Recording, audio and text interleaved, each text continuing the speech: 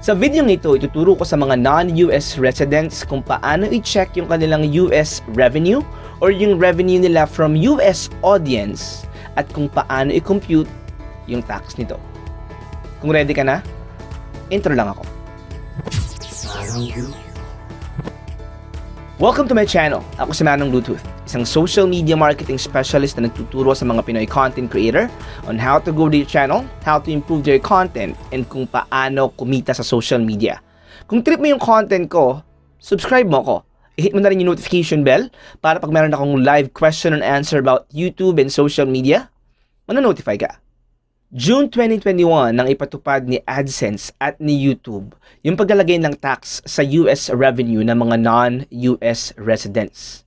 And karamihan sa ating mga Pilipino ang hindi marunong mag-check kung paano makita yung ating revenue from US audience at kung magkano yung magiging tax natin dito. So dumako na tayo sa computer at ipakikita ko sa inyo. So andito tayo ngayon sa aking YouTube website, okay? Ang una natin gagawin is pumunta tayo sa YouTube Studio. By the way guys, na-check ko na to sa cellphone and pwede nyo rin gawin sa cellphone to as long as kayo po ay naka-desktop site. Alright? So sa YouTube Studio, all you need to do is go to Analytics. Mula sa Analytics, click nyo lang po yung See More. Alright? Pag-click nyo ng See More, dito sa bandang taas, hahanapin natin is yung geography kasi gusto nating makita kung gaano kalaki yung kinita natin from the US, right? So, click natin yung geography and then yung select secondary metric, okay? Kailangan nyo i-click yan. Hanapin nyo yung more metrics tapos piliin nyo yung your estimated revenue. Okay, now sa bandang top right, you have to choose kung ano yung gusto nyo tignan. Since yung tax natin is per month ang basis, so nag-start siya ng June, pipiliin ko yung June. And again, take note, June 1 to June 28 pa lang po ito. So, I am expecting na matadagdagan pa to in the future. Alright?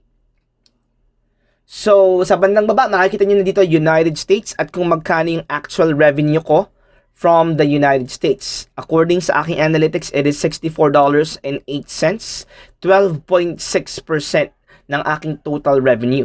Again, if na-fill out mo ng tama yung iyong tax form or if nakapag-fill out ka ng tax form for non-US resident, ang matatax lang po is yung revenue nyo from US audience. So, ito lang po yung itatax, yung $64.08, which is 12.6% ng aking total revenue.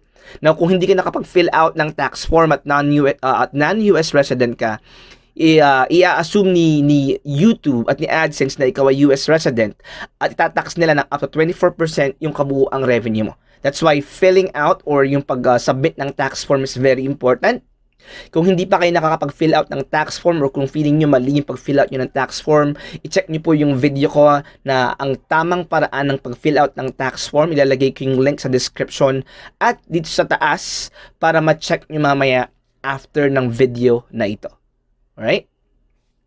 So, paano naman natin malalaman kung magkano yung tax na ibabawas sa atin ni YouTube or ni AdSense dun sa ating US tax revenue? Given na $64.08 po yung US revenue ni ManongB, kung natatandaan nyo sa ating AdSense, ito po yung aking AdSense, meron tayong fill out na mga tax forms and withholding tax rates. Alright? Meron dun tatlong pagpipilian.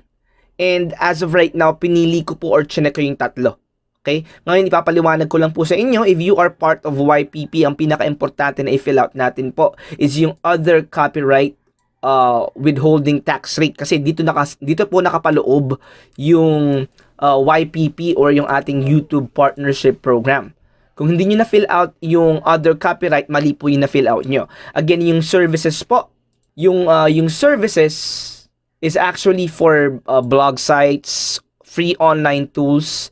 Ito namang motion picture and TV is for others yan, yung mga isinasabit na mga movies and shows sa YouTube na pinaparentahan. So again, yung YPP po is part ng other copyright or YouTube partnership program.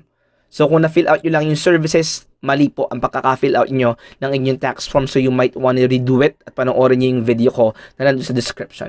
Alright? So, kung nakikita nyo, dahil meron po akong TIN or tax identification number, 15% lang po yung tax rate ko.